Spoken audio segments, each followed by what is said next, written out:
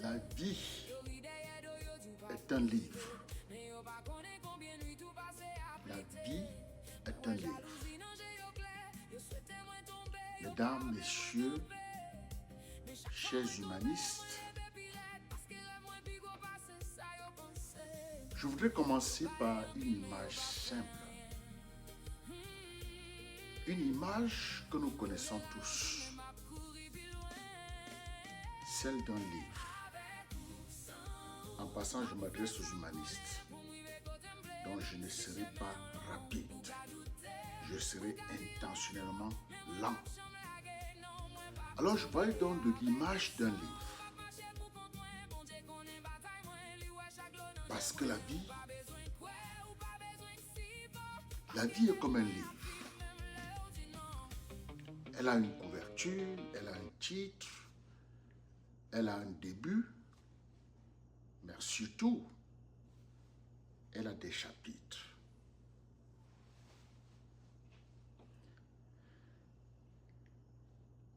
Et si vous me permettez, j'aimerais que nous parcourions ensemble aujourd'hui quelques-uns de ces chapitres, les vôtres, les miens, ce que nous portons tous en silence dans les pages de notre histoire.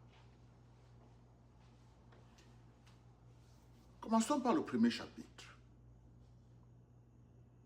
Ce qui nous brise. Ce qui nous brise. Il y a des chapitres qui nous brisent. Vous les connaissez. Vous les avez vécus. C'est la perte d'un être cher. C'est l'échec après tant d'efforts. C'est la trahison de quelqu'un en qui vous avez placé toute votre confiance. C'est la maladie. C'est la porte qui se ferme juste au moment où vous pensiez qu'elle allait s'ouvrir. Ces chapitres-là sont écrits avec l'encre lourde, parfois avec des larmes. Et quand nous les vivons, nous avons souvent une seule envie. Refermer le livre, arrêter de lire, arrêter d'avancer. Mais laissez-moi vous dire une chose aujourd'hui avec toute la sincérité dont je suis capable. Toute la sincérité dont je suis capable. Un chapitre difficile n'est pas la fin de l'histoire. Ce n'est qu'une page. Une page sombre, oui. Une page qui fait mal, oui. Une page et une page, cela se tourne. Deuxième chapitre. Ceux qui nous font sourire. Heureusement, il y a d'autres chapitres.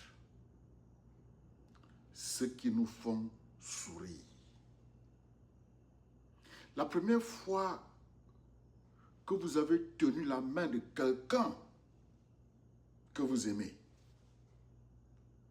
le jour où vous avez reçu la nouvelle que vous attendiez depuis si longtemps,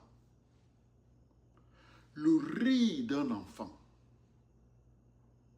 une retrouvaille inattendue, une victoire petite ou grande qui vous a rappelé pourquoi vous vous étiez battu.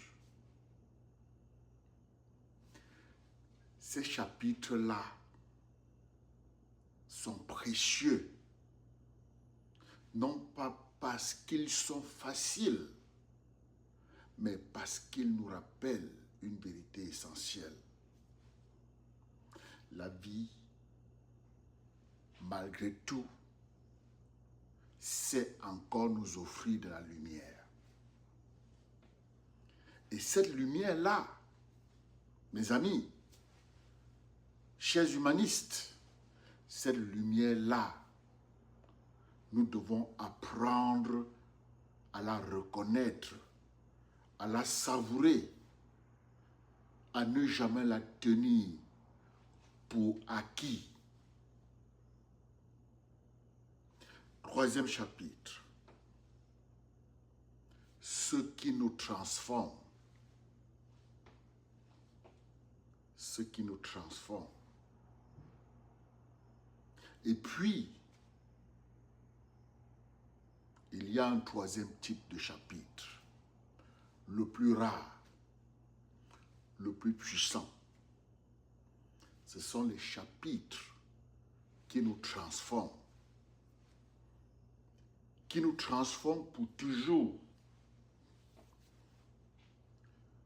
Ce sont ceux où vous n'êtes plus jamais les mêmes personnes qu'avant de les avoir vécus.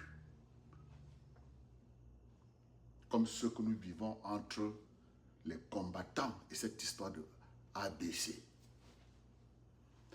Parfois, ce sont les épreuves les plus dures qui deviennent nos plus grandes transformations. Parce que c'est dans le feu que le métal se forge. C'est dans la tempête que le marin devient capitaine.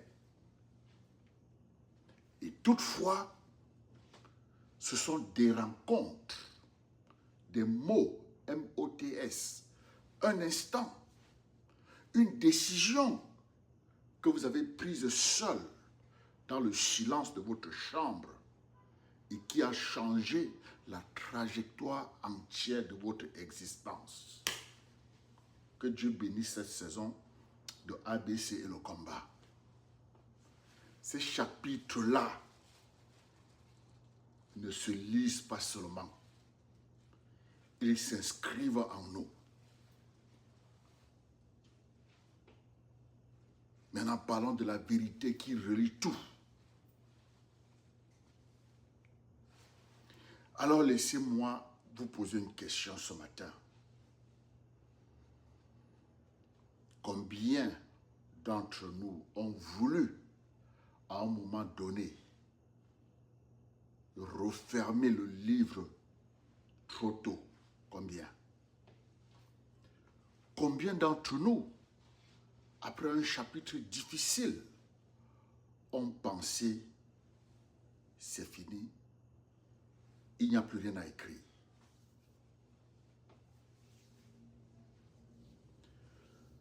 Je vous le dis avec conviction. Chaque page, bonne ou mauvaise, fait partie de l'histoire qui nous construit. Vos échecs ne sont pas des ratures. Ce sont des révisions. Vos douleurs ne sont pas des fins de chapitre. Ce sont des tournants. Et vos plus grandes blessures souvent deviennent les fondations de votre plus grande force. Ne jugez jamais tout le livre par un seul chapitre difficile.